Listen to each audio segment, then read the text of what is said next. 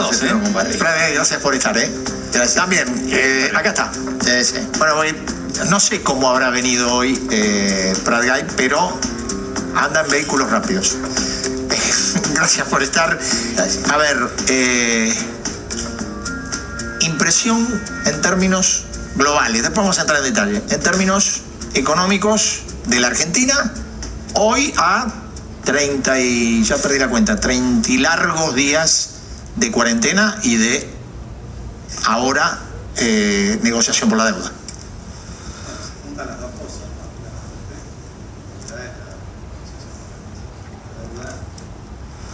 El gobierno ofreció una propuesta, recién ustedes lo mostraban al ministro Guzmán, que dijo que ya desde que asumieron no tenían plata para pagar. Uno se pregunta qué plata estuvieron pagando estos 4 meses sin ofrecer una oferta concreta, ¿no? Pero bueno, dejando eso de lado, ya está la oferta y es el momento de la discusión. Esperemos que esta oferta llegue a un buen puerto y que esta negociación llegue a un buen puerto, porque entonces de esa manera estaríamos eliminando una de las muchas incertidumbres que tiene hoy la economía, que no es la más importante en estos momentos, ustedes lo decían al empezar. Yo creo que lo más urgente es la caída dramática en la actividad económica a lo largo de todo el país, pero especialmente en aquellas áreas donde es mayor la informalidad, es mayor la indigencia y la pobreza, ¿no? Entre ellos el conurbano de la provincia. Cualquier número que uno mire allí, Eduardo, son caídas estrepitosas, ¿no? En ventas, en producción. La Unión Industrial hizo una estimación de que durante el mes de marzo la utilización de la capacidad instalada, va a decir cuánto usan de las máquinas que tienen disponibles para producir, fue solamente del 20%. Para tomar una referencia de esto, la peor caída que habíamos visto hasta entonces fue la del 2002, inmediatamente después de la salida de la convertibilidad. ¿Y usted estaba en funciones en ese momento? Yo asumí a los pocos meses en el Banco Central, pero en marzo, abril del 2002, el uso de los fierros para producir era el 50%, vale decir, la mitad se usaba y la mitad estaba ociosa porque nadie... Hoy el 20%. Hoy el 20%. Entonces esto es... subraya el otro punto. Estamos todos mirando la cantidad de contagios, por supuesto que las muertes no aumenten como en otros países, pero me parece que también hay que atender la salud de la economía, porque eso es igual de importante, sobre todo en el mediano plazo. Ahora, Prat-Gay, el plan que está haciendo el gobierno o las medidas que está tomando el gobierno en términos de facilitar el pago de los salarios del sector privado, asistencia a la asignación universal por hijo, pago de un bono de 10.000 pesos para monotributistas y trabajadores en negro, y pareciera que esto demanda una gran emisión de pesos. Pero ¿es la forma de contrarrestar esa caída de la actividad económica de la que usted hablaba? Contrarresta, está bien que se haga, pero no compensa toda la caída. Lamentablemente no compensa toda la caída, si no, no estaríamos viendo efectivamente los números de caída. Y además hasta ahora los anuncios son para un mes, y vamos a ir viendo si esos anuncios se van extendiendo. Y sobre todo está faltando mucho apoyo para la pequeña y mediana empresa, ¿no? Hay algunos programas para la pequeña y mediana empresa, pero son demasiado estrictos los requisitos. Entonces, lo que no estamos viendo es que esa voluntad de llegar efectivamente tenga el efecto de llegar a todas esas pequeñas y medianas empresas. Incluso los préstamos bancarios, que yo diría que es, de todo lo que anunció el gobierno, más de la mitad es la plata que ponen los bancos, no la que pone el gobierno. Y esa plata que ponen los bancos saben que en la mayoría de los casos lo ponen a empresas que posiblemente en 2 meses no tengan ventas y no vayan a poder pagar.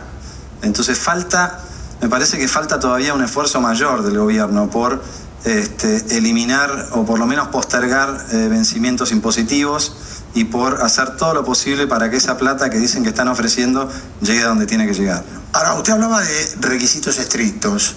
Yo le pregunto, amén de los requisitos estrictos, ¿no existe también, porque uno lo ha visto en otros problemas que se han planteado, ¿no existe también un desenvolvimiento excesivamente burocrático de parte del Estado, burocrático e ineficiente? Bueno, acá es donde se ve, y comparando con otros países, qué Estado es ágil para llegar en una situación de urgencia y de emergencia, y qué Estado no lo es. Evidentemente, el Estado argentino, por capas geológicas de muchos años, está demostrando lo que ya sabíamos, ¿no? De que no tiene esa agilidad, no tiene esa rapidez para llegar, y de que cuando intenta llegar sucede lo que le pasó, por ejemplo, al ministro Arroyo, ¿no? Entonces, evidentemente, nosotros cuando nos comparamos con el resto del mundo nos pasan todas estas cosas. No tenemos los recursos fiscales que tiene Alemania o que tiene Estados Unidos, no tenemos la credibilidad de las instituciones monetarias que tienen afuera, acá tenemos demasiados años de inflación, no tenemos la banca pública. Cuando uno mira, por ejemplo, en Europa, particularmente en Alemania, el mayor esfuerzo de rescate de la economía se hace a través de agencias públicas de inversión y de préstamos. Acá tenemos al Banco Nación y al Banco Provincia en situación bastante delicada, y no tenemos tampoco la infraestructura burocrática para movernos con esa agilidad. Entonces, por eso a países como Argentina y al resto de la región también, la crisis del coronavirus nos pega mucho más que a los otros países, ¿no? Después le voy a preguntar de la deuda, pero le va a hacer una pregunta a nuestro compañero Pablo de León. Bien. ¿Qué tal? Buenas noches. Desde el oficialismo salieron un par de ideas, una concretamente que avanza con un proyecto de impuesto a la fortuna, a las grandes fortunas, pero también se habló de un impuesto a quienes habían blanqueado. Te pregunto concretamente porque esto fue una medida que se tomó cuando vos eras ministro de Hacienda y Finanzas. ¿Qué opinás concretamente de esto de que un gobierno pueda ir a tomar a la gente que blanqueó o participó de un blanqueo y meterle un impuesto o una contribución? Bueno, eso no se puede porque ya se le cobró el impuesto a los que entraron a aquella amnistía fiscal entonces, y se les cobró un 10%.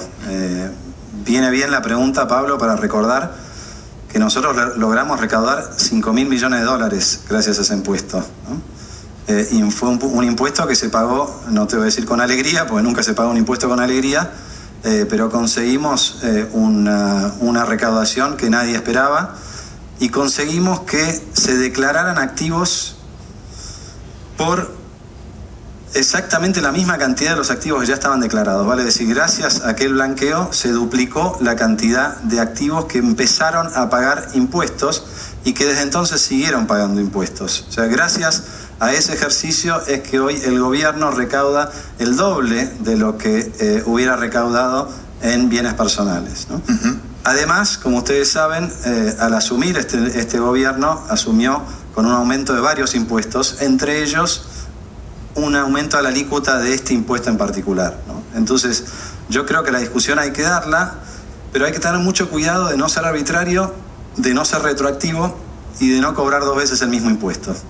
Con ese criterio me parece que podemos manejarnos, y esa es la discusión que hay que dar, porque, un segundo, sí. Daniel, me parece que al gobierno lo veo muy enfocado en atravesar la emergencia y nadie está pensando en el día después. Entonces, todo lo que hagamos hoy de arbitrariedad y de persecución es pan para hoy, hambre para mañana. Porque alguien tiene que pensar en que el día de mañana tiene que haber producción, tiene que haber inversión, y entonces tenemos que proteger a los trabajadores, pero también a los que dan empleo, ¿no? Alfonso, dos preguntas relacionadas con la deuda. Una, el gobierno habla de deuda irresponsable, parte de la deuda fue en el comienzo de su gestión, si no me equivoco. La otra pregunta está relacionada con ¿cuán lejos o cerca estamos de un default en la Argentina?